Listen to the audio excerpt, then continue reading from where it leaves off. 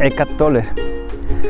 Ahora os pondré aquí bien escrito el nombre para que lo podáis seguir y ver y aprender.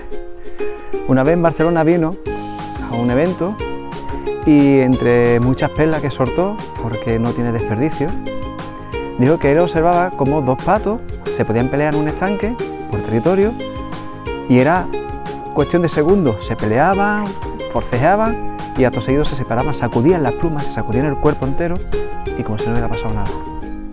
No hay rencor, no hay odio, no hay perdón, no hay nada, no ha pasado nada. Hay que aprender mucho de los animales.